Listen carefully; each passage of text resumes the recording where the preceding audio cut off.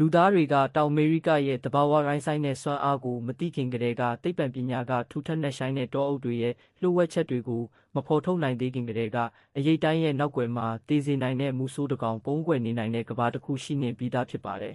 ။ကိုလံဘီယာနိုင်ငံရဲ့ထူထပ်တဲ့တောအုပ်တွေလျှို့ဝှက်မြစ်ချောင်းတွေမြူဖုံးနေတဲ့တောင်တန်းတွေကြားမှာတောင်အမေရိကရဲ့အန္တရာယ်ရှိဆုံးသားရဲတွေဟာအတန်တိတ်စွာလှုပ်ရှားရင်းတိုက်ခိုက်ဖို့အကောင်းဆုံးအချိန်ကိုစောင့်ဆိုင်းနေကြပါတယ်။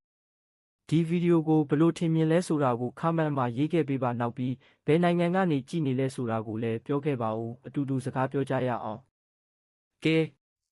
စလိုက်ရအောင်အပူပိုင်းတောအုပ်ကြီးတဲကအမြင့်ဆုံးတစ်ပင်တွေရဲ့အပေါ်ဆုံးအဖျားမှာကဘာပေါ်ရှိအင်အားအကြီးဆုံးတာရဲငှက်တွေတဲကတကောင်နေထိုင်ပါတယ်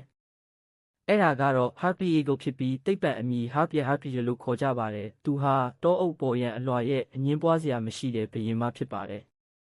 Harpy Eagle စုံတွဲတိုင်းဟာတစ်ပင်ကြီးတွေပေါ်မှာအလွန်ကြီးမားတဲ့အတိုက်ကိုတိဆောက်ပြီးငှက်ကလေးတစ်ကောင်ကိုလာပေါင်းများစွာစောင့်ရှောက်ပြီးမွေးမြူကြပါတယ်။မိဘတစ်ကောင်ကအတိုက်ကိုကာကွယ်နေချိန်မှာနောက်တစ်ကောင်ကတော့သားပေါက်အတွက်အစာရှာဖို့တနေ့တာအများစုကိုကုံဆုံးစေပါတယ်။ဝက်ဝင်ရဲ့လက်သေးအရွယ်နဲ့တောင်ရှင်နိုင်တဲ့သူ့ရဲ့ကြီးမားတဲ့ခြေသေးတွေကြောင့်အလေးချိန်များတဲ့သားကောင်တွေကိုတောင်အလွယ်တကူဖမ်းဆုပ်နိုင်ပါတယ်။ခန္ဓာကိုယ်ကြီးမားပေမဲ့တစ်ပင်ထိပ်ဖျားတွေကြားမှာအတန်မထွက်သလောက်တိတ်ဆိတ်စွာပြန်တန်းနိုင်ပါတယ်